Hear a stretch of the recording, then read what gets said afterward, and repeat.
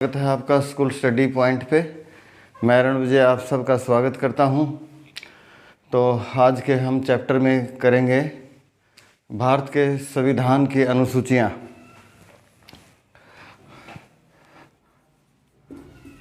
भारत के संविधान की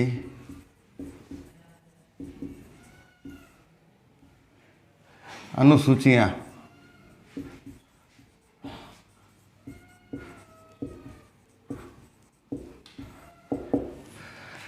आप जानते हैं कि भारत के संविधान में 12 अनुसूचियां हैं और जो भारत का जो मूल संविधान था, मूल संविधान, उसमें 8 अनुसूचियां थी। कितनी थी? 8 अनुसूचियां। और मूल संविधान में 8 अनुसूचियां थी। बाद में अभी तक 4 अनुसूचियां और इसमें जोड़ी जा चुकी हैं। और अब जो है कुल हमारे संविधान में 12 अनुसूचियां हैं। तो इनको हम अध्ययन करेंगे अलग अलग से। तो प्रथम जो अनुसूची है, प्रथम अनुसूची में क्या दिया है? संविधान की प्रथम अनुसूची में भारत, उसके राज्य और भारत के केंद्र शासित प्रदेश, इनके बारे में वर्णन किया गया है। इनकी लिस्टिंग की गई है इसमें प्रथम अनुसूची में। और जब कोई नया राज्य बनता है, जैसे हमारे यहाँ अब वर्तमान में 28 राज्य हैं, 9 केंद्र शासित प्रदेश हैं। और यदि कोई नया राज्य या केंद्र शासित प्रदेश बनता है तो वह तो इस प्रकार से भारत के राज्य केंद्र शासित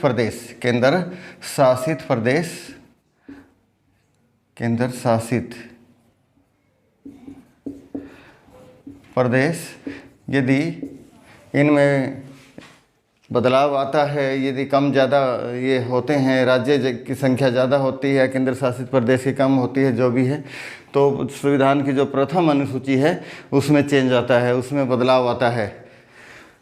चलिए भारत के संविधान की दूसरी अनुसूची, द्वितीय,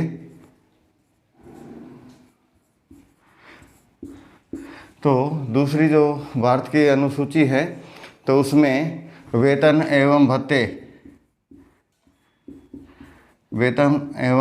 भत्ते, किसके वेतन एवं भत्ते?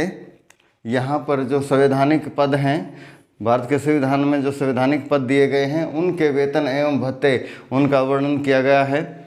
संवैधानिक पद कौन से हैं हमारे संविधान में? जैसे राष्ट्रपति है, उपराष्ट्रपति है, अटॉर्नी जनरल है, या फिर सुप्रीम कोर्ट के न्यायाधीश हैं, हाई कोर्ट के न्यायाधीश हैं। तो ये हमारे संवैधानिक पद हैं। उनके भत्ते एवं वेतन एवं भत्ते, इनका वर्णन जो है दूसरी अनुसूची में, संविधान की दूसरी अनुसूची में किया गया है। और जो तीसरी अनुसूची है भारतीय संविधान की, तृतीय अनुसूची, उसमें शपथ के बारे में बताया गया है। किसकी शपथ? जो संवैधानिक पदों पर आसीन जो लोग हैं, वो जो है वहाँ पर आसीन होने से पहले क्या करते हैं? अपने पद के प्रति शपथ लेते हैं। ठीक है, अपने संविधान के प्रति शपथ लेते हैं। चौथी अनुसूची, भारत के संविधान की चौथी अनुसूची की हम बात करें तो चौथी अनुसूची में जो संसद होती है, संसद का जो सदन होता है, 2 सदन होते हैं संसद में, एक लोकसभा और एक राज्यसभा। तो यहाँ पे हम राज्यसभा की बात करेंगे। राज्यसभा के जो सदस्य चुने जाते हैं वो राज्यों से चुने जाते हैं। किस राज्य से कितने सदस्य चुने जाएंगे? राज्यों से, वह केंद्र शासित प्रदेशों से। केंद्र शासित प्रदेश, राज्यों व केंद्र शासित प्रदेशों से कितने राज्यसभा के लिए सदस्य चुने जाएंगे, इसका वर्णन संविधान की चौथी अनुसूची में दिया गया है। तो कई बार कहते हैं कि विधानसभाओं से ही जो है राज्यसभा के लिए सदस्य चुने जाते हैं। केंद्र शासित प्रदेश से कैसे चुने जाएंगे, तो भारत के सभी राज्यों में विधानसभाएं हैं जहां से राज्यसभा के सदस्य चुने जाते हैं, लेकिन 2 केंद्र शासित प्रदेश ऐसे हैं जिनमें विधानसभा हैं, तो वहां से भी राज्यसभा के लिए सदस्य चुने जाते हैं।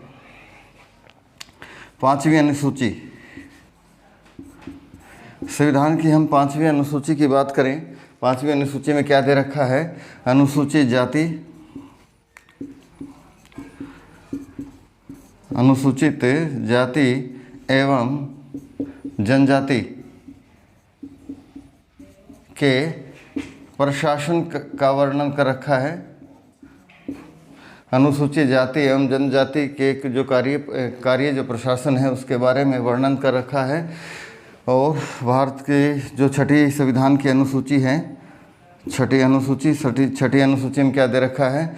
6ठी अनुसूची में जनजाति, केवल जनजाति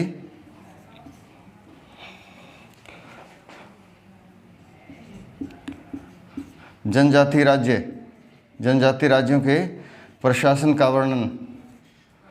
तो भारत में कौन कौन से जनजाति जो राज्य हैं घोषित कर रखे हैं? तो भारत में 4 जनजाति राज्य हैं जिनको जनजाति राज्य घोषित कर रखा है। तो यहाँ पे एक तो असम, मेघालय के बाद त्रिपुरा के बाद मिजोरम। इन 4 राज्यों में 5वीं जो अनुसूची है उसमें केवल ये यहाँ पूरे भारत की बात की गई है, अनुसूचित जाति एवं जनजाति के प्रशासन की, और यहाँ केवल 4 राज्यों के जनजाति राज्यों के प्रशासन का वर्णन किया गया है। और ये 4 राज्य हैं असम, मेघालय, त्रिपुरा और मिजोरम। तो ये पूर्वोत्तर राज्य हैं। तो ये भारत का जो हम किस प्रकार से इनको लगातार जो इस कर्मिक दृष्टि से हम इसको याद कर सकते हैं, तो जैसे ये हमारा जो पूर्वोत्तर राज्य है तो इसमें यहाँ बीचों बीच ये असम है, यहाँ पे असम है, और असम के नीचे मेघालय, और यहाँ पर त्रिपुरा, और यहाँ पर मिजोरम। तो इस प्रकार से हम इसको याद कर सकते हैं। और जो ये 6ठी अनुसूची है और 7वीं अनुसूची, भारत के संविधान की जो 7वीं अनुसूची है, भारत के संविधान की 7वीं अनुसूची में जो संघ सूची,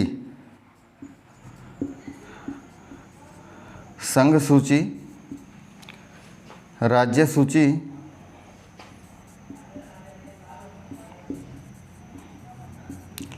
एवं समवर्ती सूची के बारे में वर्णन किया गया है। इसकी लिस्टिंग जो है समवर्ती सूची,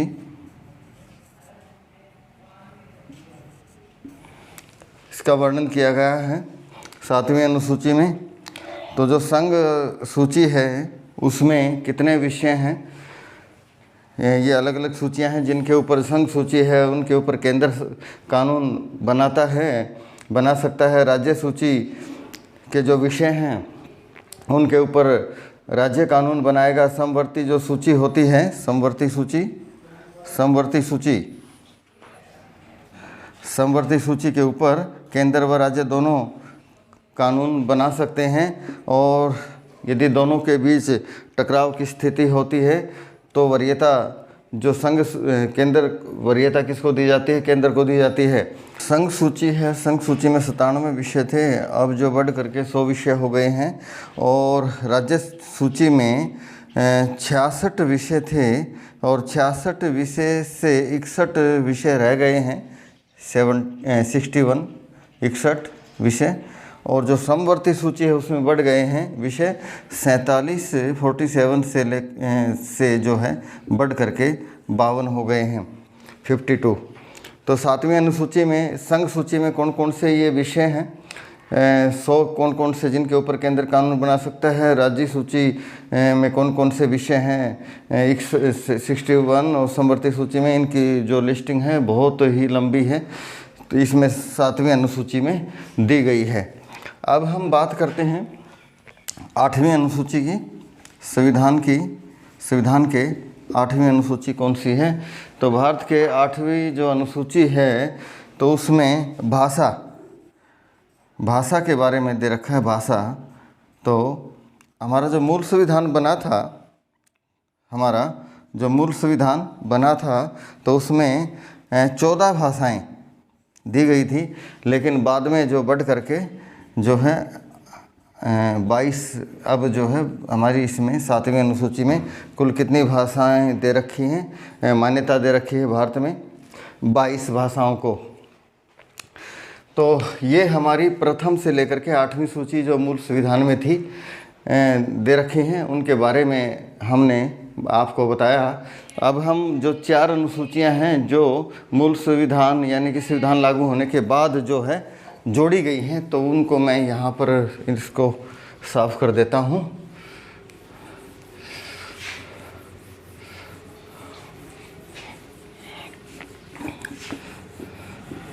ऑफ कर दिया क्या?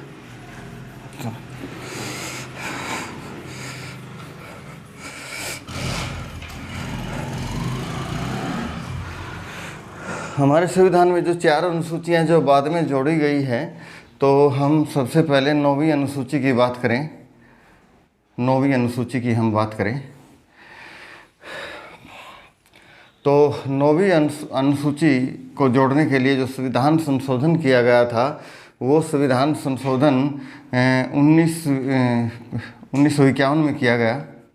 1951 में किया गया और ये पहला संविधान संशोधन था। ये जो है पहला संविधान संशोधन था, पहला संविधान संशोधन 1951 में।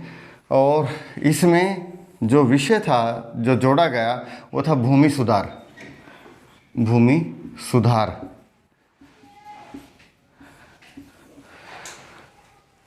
नौवीं जो अनुसूची है, 9वीं अनुसूची 1951 का जो संविधान संशोधन है, पहला संविधान संशोधन है, उसमें भूमि सुधार जो है ना विषय को जोड़ा गया। तो भूमि सुधार के अंतर्गत जो है क्या आता है कि उस समय जिस समय 1951 में जमींदारी प्रथा का उन्मूलन किया जा रहा था, तो उस समय के भूमि सुधार से संबंधित इस सूची को जोड़ा गया था। और वर्तमान में इसमें जो विषय हैं वो 284 विषय हैं, हो चुके हैं 284। और विशेषता क्या है इसकी? विशेषता हम आपको बताएं इस अनुसूची की कि पहले इस अनुसूची के खिलाफ हम कोर्ट नहीं जा सकते थे। पहले क्या था हम चुनौती नहीं दे सकते थे इसको। जो 9वीं अनुसूची है इसके अंतर्गत किसी भी विषय को न्यायालय में चुनौती नहीं दी जा सकती थी। और अब जो है जो हमारा जो सुप्रीम कोर्ट है, सुप्रीम कोर्ट ने महसूस किया कि इस प्रकार से तो जो है सरकार, कोई भी केंद्र सरकार है, राज्य सरकार है, तो किसी भी नागरिक के साथ ज़बरदस्ती जो है ना इस प्रकार से कर सकती है, उनके नागरिकों के अधिकारों का इसमें हनन हो सकता है। तो सुप्रीम कोर्ट ने फैसला दिया। उसके बाद जो है अब जो है चुनौती दी जा सकती है। अब चुनौती इस विषय से संबंधित कोई मामला है तो न्यायालय में जा सकते हैं, सुप्रीम कोर्ट, हाई कोर्ट जा सकते हैं। अब चुनौती दी जा सकती है, आरंभ में नहीं थी।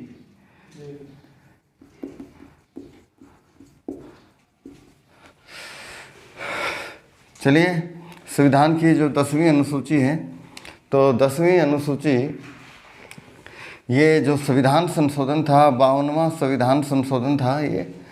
तो ये 52वां संविधान संशोधन कब हुआ था? ये 1985 में हुआ था। ये कब हुआ था? 1985 में। तो इसमें क्या है, इसके अंतर्गत दल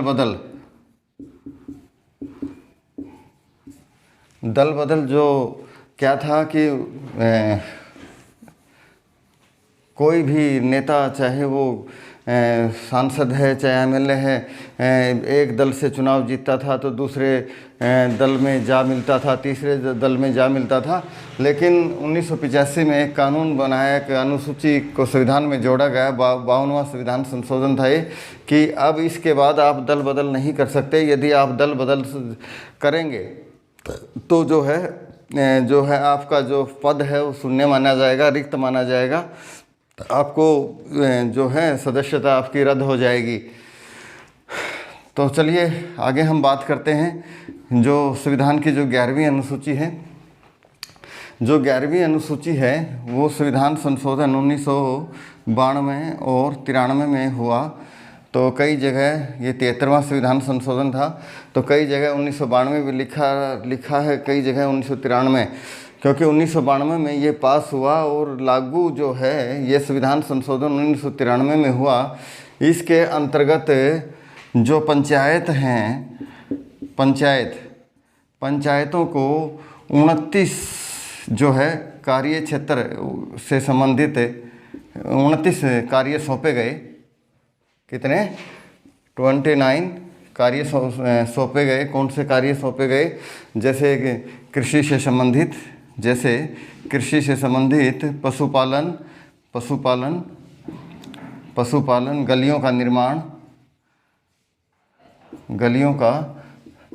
सड़क निर्माण और दूसरे साफ सफाई ग्रामीण क्षेत्रों में, गाँव में।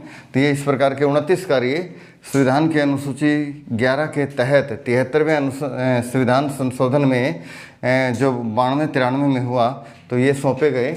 और जो 12वीं जो अनुसूची है जो जोड़ी गई हमारे संविधान में, तो ये 12वीं जो अनुसूची है ये भी इस 74वां संविधान संशोधन 1992-93 में ही हुआ था। और ये जो नगर प्रशासन से संबंधित है, नगर प्रशासन से संबंधित 18 कार्य सौंपे गए। नगर प्रशासन से संबंधित जैसे नगर पालिका है, नगर परिषद है, नगर निगम है। तो ये 74वां संविधान संशोधन था, अनुसूची 12 के रूप में ये संविधान में जोड़ा गया और इसके अंतर्गत जो है 18 कार्य दिए गए। तो इस प्रकार से ये जो हमने अभी पढ़ा संविधान की 12 अनुसूचियाँ, कौन कौन सी 12 अनुसूचियाँ हैं। मूल संविधान में 8 अनुसूची थी, लेकिन 4 बाद में संविधान संशोधन करके इसमें जोड़ी गई। तो ये देखिए जो 7वीं अनुसूची थी हमारे संविधान की, 12 अनुसूची के बारे में हमने पढ़ा अभी तक। जो 7वीं अनुसूची थी उसमें संघ सूची, राज्य सूची और समवर्ती सूची के बारे में दिया गया है। तो संघ सूची जो होती है उसमें केंद्र कानून बना सकता है। तो उसके अंतर्गत केंद्र के अंतर्गत जो सेना आती है, सेना है, अर्ध सुरक्षा बल हैं, बैंक हैं और जो दूसरे रेलवे है। तो इस प्रकार के जो विषय हैं वो केंद्र को दिए गए हैं। बीमा है, बीमा से संबंधित है, नागरिक उड्डयन से संबंधित हैं। तो ये जो विषय हैं ये केंद्र के विषय हैं। और जो राज्य सूची के अंतर्गत जो आते हैं, जैसे राज्य की पुलिस होती है और कृषि जल व्यवस्था, जो ऊर्जा की व्यवस्था, बिजली की व्यवस्था, ये सारे जो विषय होते हैं इस प्रकार के राज्य सूची के अंतर्गत आते हैं। और समवर्ती सूची के अंतर्गत कुछ विषय कॉमन है, जैसे शिक्षा है, स्वास्थ्य है, ये समवर्ती सूची में आते हैं। तो इनके ऊपर दोनों कानून बना सकते हैं, केंद्र भी राज्य भी।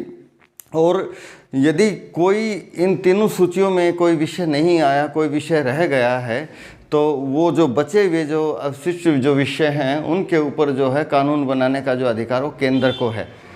ठीक है, तो ये सब आपको कैसा लगा आप कमेंट में बॉक्स में आप लिख सकते हैं। और ये अच्छा लगा है तो आप लाइक व शेयर ज़रूर करें। थैंक यू, धन्यवाद।